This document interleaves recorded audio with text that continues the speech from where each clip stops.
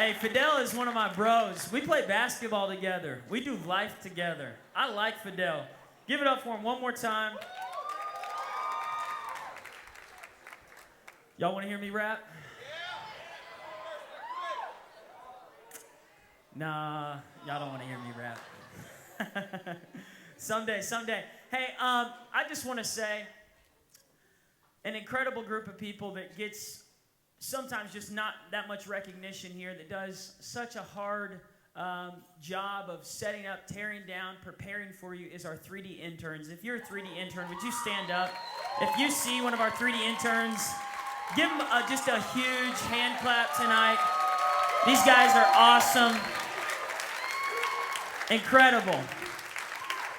And they are doing a great job. This month is going to be their last month in May. They're going to be finishing up, and so make sure you walk around and just thank them. Slip a dollar bill near their pocket or something. Tonight, here's the deal. I just felt to share with you for the next 15 minutes on a specific direction, and really the word for tonight is direction. How many of you guys have some decisions that are coming up in your life in the next month or two? Like you're kind of standing at the crossroads. You've got decisions, and maybe they're not bad. Like it's not like good versus bad. It's like, man, they're both good. Which one do I choose? Which career path? Should I go home? Should I stay? Should I move to another country? How many of you guys are facing some decisions right now? Okay, good. Well, this word is for you tonight. And here is the thing. I remember driving with our 3D interns last year. We were driving down to Dallas, and we had the noise and the music in the car turned up loud. We were enjoying ourselves, just laughing, talking, not really paying attention to the directions. And we ended up taking this turn thinking that it was taking us towards Dallas, and ended up taking us like 25 miles out of the direction we needed to go. Now, the good news is there was a path to get back on the path we needed to get on. And I want to tell you tonight, no matter what decision you choose, if it ends up being the wrong decision, good news is God can always get you back on the right path. Praise God for grace. No matter how bad you miss it, if you miss the wrong decision on career choices or maybe even on moving somewhere or even a wrong relationship, God, He's going to have His way. He will get you back on the right path. But the consequences of your decision, and this is just the fact of the matter, it's going to waste a lot of time. And so why not make the right decisions the first time instead of having to redirect yourself to get back on the right path? And tonight I want to talk to you about how to make the right decisions for your life, how to make the right decisions for who you marry and the career you choose and where you choose to live. And here's how it is. If there was a yellow brick road like we see in The Wizard of Oz that would lead us towards the wizard, that would get us to our destination, here it is. It's found in this principle. If you're taking notes, you can write this down. Direction, not intention, determines destination. Everybody say direction. Not intention, determines destination. In other words, no matter how much you pray, no matter how much you hope, no matter how much you talk about doing something, if your feet don't go there, you won't end up there. You can pray, God, I pray that I make the right decisions, but if your feet keep going down the wrong path, your destination is going to be where your feet went, not where your prayers were going. So we've got to ask ourselves, are my feet going the same direction that my words and intentions and hopes and dreams are going? Am I saying, man, I want to look good, I want to be healthy, but yet my feet keep going to McDonald's and eating a Big Mac for lunch and for dinner and large fries and extra large drink, and because my feet are not making sense with my intentions. Here's the other thing. The best direction you can get in life is not going to come from your feelings. It's not going to come from some 7-step book you read. It's not even going to come from maybe even your parents. The best direction you will get in life comes from God. And so the second principle I want to share with you tonight is divine direction begins with complete submission. Divine direction comes when our hearts are in complete submission. If you're taking notes, this is important. If you want to get godly direction for your life, you're going to have to come into complete submission with your heart. I love what the wisest man in the world says. Solomon says this in Proverbs chapter 3. He says, trust in the Lord with all your heart and lean not on your own understanding. The wisest man in the world said, hey, don't try and figure this out in your own logic. Don't lean towards your feelings. He says, trust in the Lord with half of your heart. No, trust in the Lord with all of your heart. So what is that? That's complete submission. Divine direction comes when we have complete submission. There's a song by Brad Paisley, and it's called Letter to Me. And he wrote it when he was like in his early 40s, and he was writing it as if he was writing it to when he was 17 years old. Wouldn't it be awesome if you could write a letter to yourself when you were like 16 right now? Like, don't date that guy. He's going to be a jerk. Don't yell at your mom. It's not going to turn out good. Don't go to that party. Don't put that drink in your mouth. Don't do that thing. You know what I'm saying? If you could write a letter to yourself, but the truth is you can't. And I love what this one country artist said. He says, life is like an hourglass glued to the table. You can't turn it over and start again. So what can we do? Yesterday is history. Tomorrow is a mystery, but today is a gift, and that's why we call it the present. Kung Fu Panda, thank you very much. That's why we call it the present. So let's figure out how can we make the best decisions.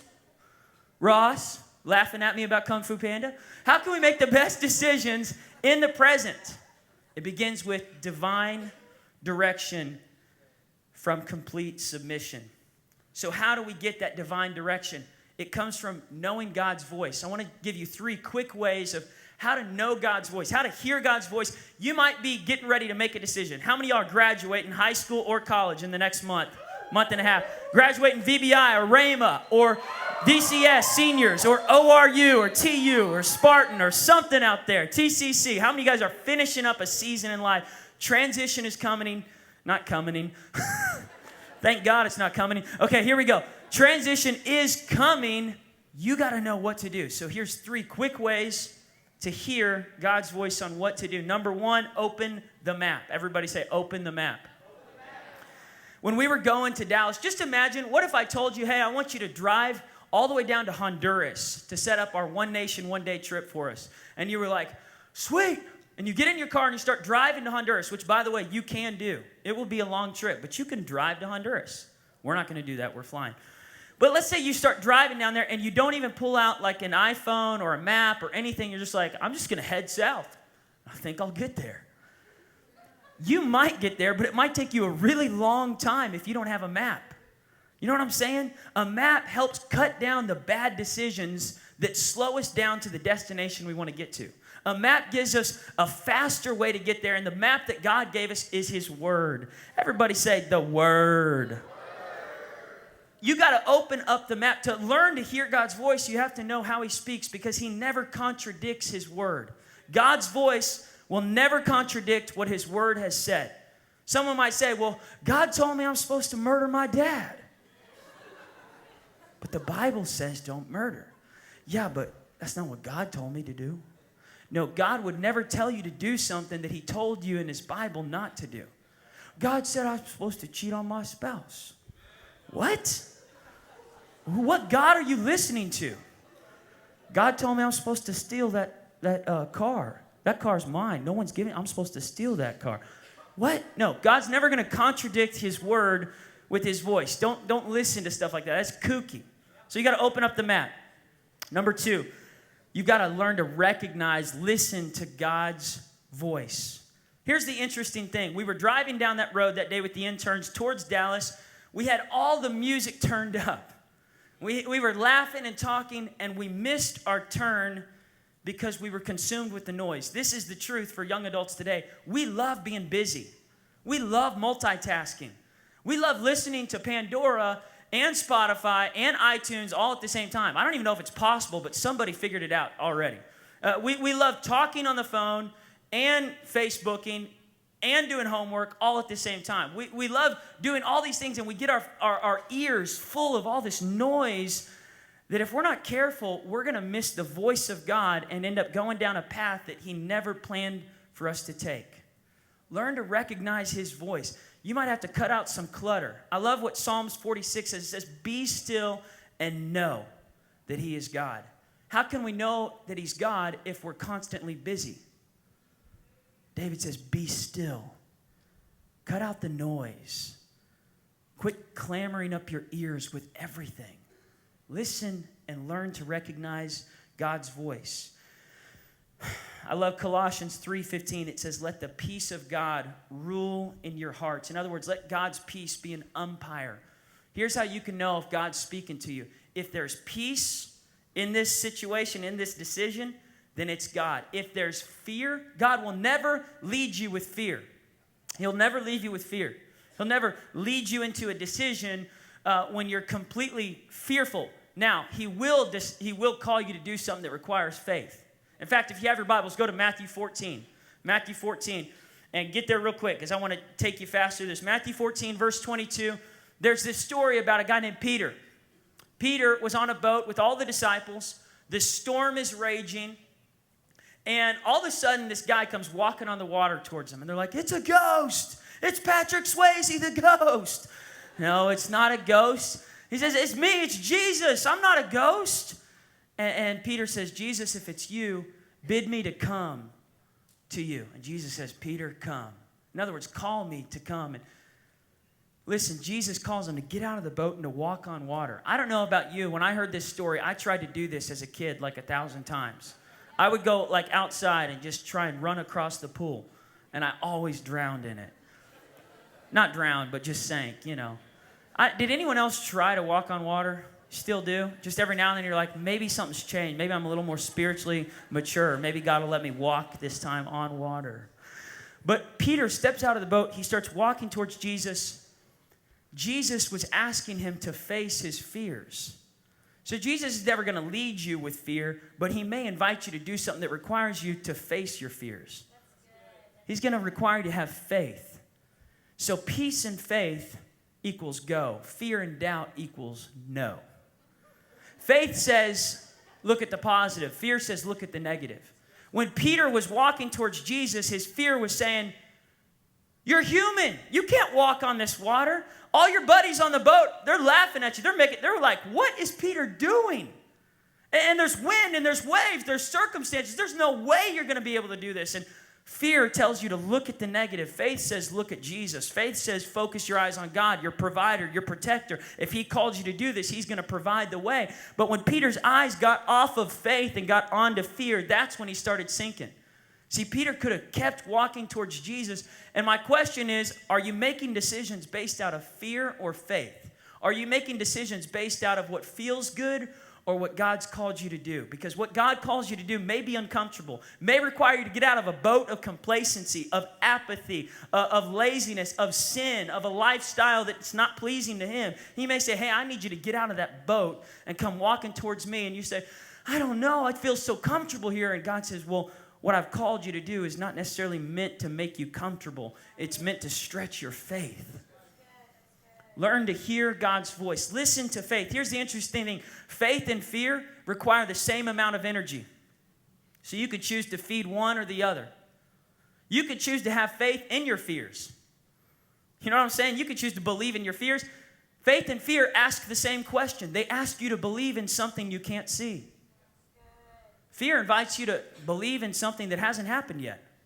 Well, I'm afraid I moved down there. I won't even get the job. I'm afraid that if we get married, we're going to end up just like one of these other statistics. I know God's telling me to, but I'm just afraid. Fear is trying to convince you of something that hasn't happened yet. Faith is trying to convince you of something that hasn't happened yet. Which one are you going to believe? Faith calls us to believe and put our eyes on Jesus. Fear calls us to believe and look at the waves and the wind and get afraid. You decide who you want to listen to. Third thing here. Are you with me tonight? Third way to hear God's voice is to spend time in his presence. Man, there's nothing better than spending time in God's presence. This is where David got his direction. This is where Joshua knew that he was supposed to circle Jericho 7 times. He had been spending time in God's presence. This is how Joshua knew when it was time to cross the Jordan River. This is how Moses knew he was supposed to go back to Egypt. He had been in the wilderness. And see, I wonder how much time you spend in God's presence about some decisions that you're about to make. I wonder if it's more just your own flesh. Well, I'm doing this because it sounds awesome, and every time I tell it to people, they're like, woo, go you. But man, have you soaked it in his presence? Have you really just got on your knees before God and said, God, I want to make sure I'm not just going in a direction to go in a direction.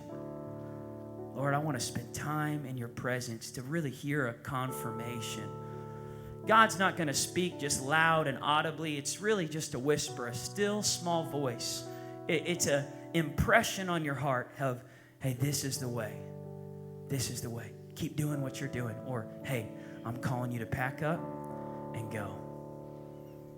But it's never going to be this rushing, hectic, doubtful, fearful thing. It's going to be a step of faith.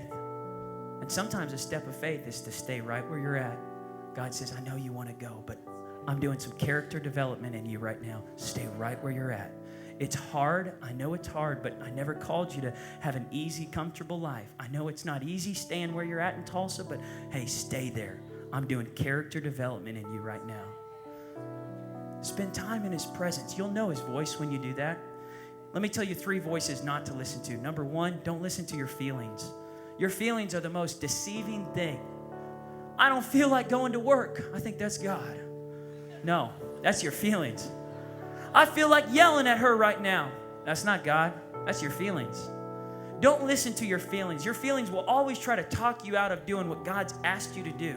I don't feel like finishing school. I don't feel like paying my debts off. I don't feel like saving now so I could spend later.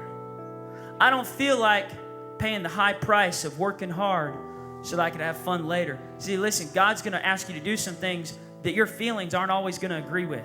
You cannot listen to your feelings when it comes to decisions in your life. Second voice you need to go ahead and just ignore, and that is the voice of trying to please people, the people pleaser voice.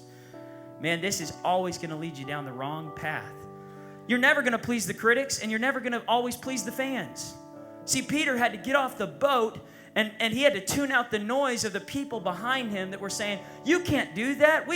I remember a person told me, hey, Paul, when the job was offered for me to be pastor of 3D, they said, we just don't think you should take it. You're too young. You're not qualified. Someone else should take it. And if I was trying to please people, I would have said, yeah, you guys are right. I want you guys to be happy, so I won't accept it. But God said, Paul, whether you think you're ready or not, I've called you, and you're not called to please the people or to listen to your feelings. You're called to step in faith and take that position. And I remember when I did, not everybody agreed with it. In fact, some people didn't like it. Some people left. But God brought back even more people to 3D when I did. And God began to use me to do something mighty. God wants to use you to do something great. When Joshua began to step into the promised land, not everybody was for it. In fact, in the beginning, people were telling him, don't do this, don't do this. But see, he had to look with faith. He had to listen to God's voice, not people's voice. The third voice that you need to ignore is the voice of the accuser.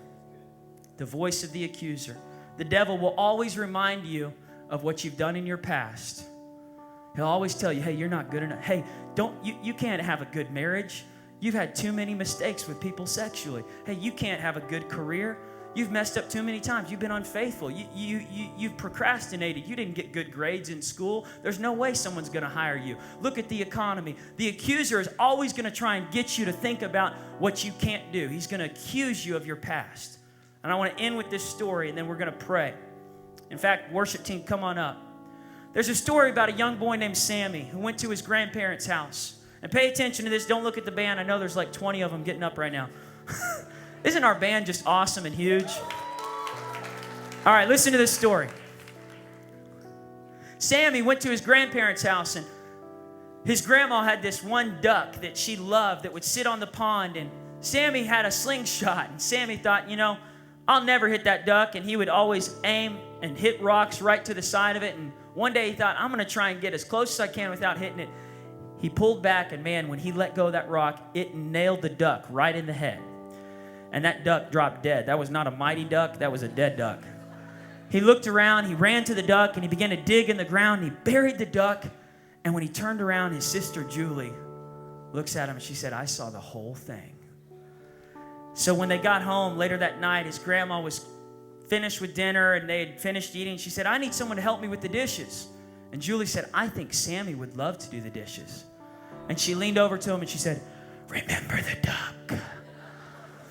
And Sammy said, okay. The next morning, Grandpa came in. Who wants to go fishing? And the grandma said, well, I need someone to stay back home and do chores for me. And Julie said, I think Sammy would love to do the chores. Remember the duck. Day after day, Julie reminded Sam of how he had messed up and he had killed this duck. And Sammy was working overtime to pay for Julie's chores and his chores and run her errands and his errands. And finally, exhausted, he cries to his grandma and says, I can't do it. He said, Grandma, I killed your duck. And she said, Sammy, I already knew. You did? Why didn't you say anything? She said, Sammy, first of all, I forgive you.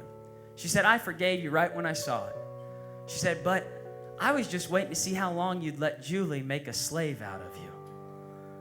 You know, God has seen everything you've done, and He's not angry with you. You may be on the wrong path, but He can get you on the right path. Don't let the accuser keep kicking your tail, making a slave out of you, telling you to just stay defeated, to just stay in that minimum wage job, to never believe for anything greater, to never expect for anything greater, to never expect you'll have a good marriage. Quit listening to the accuser.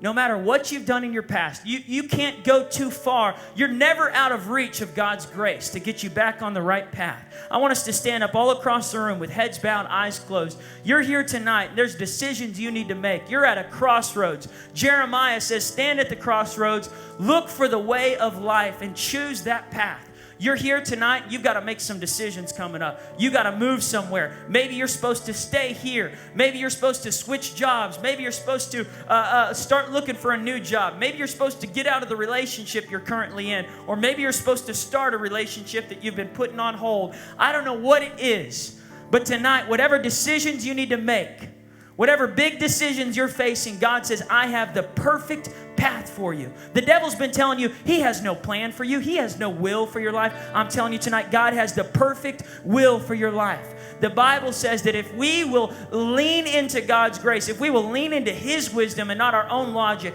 that we will know His perfect, pleasing will. And tonight, with heads bowed and eyes closed, if you're here tonight and you're facing some decisions that you just need God's wisdom on, you need to bring back to the altar. Maybe you've already thought about deciding. Maybe you've already decided, but you're listening tonight and you're thinking, man, I didn't soak that in prayer. Man, I didn't really take some time to give that to God. And Paul, I want that divine direction that you talked about, that godly direction that starts with complete surrender. We're going to worship for the next 5 minutes, but those of you that say, Paul, I'm here tonight and I need direction. I need godly direction for the decisions I'm about to make. And I have not been getting it lately. Lately, I've just been feeling like no answer has gotten to me. I feel completely lost and confused about some of the decisions I'm supposed to make. And maybe that's a humble admittance that you need to come to tonight. Maybe you've been convinced that you know what's right, but the truth is you just haven't heard from God yet, and you want to hear from God. You want to hear God's voice on this. If that's you all across the room, lift your hand. You're ready for that tonight. Awesome, awesome. Second, you're here tonight and you say, Paul, I've been going down the wrong path.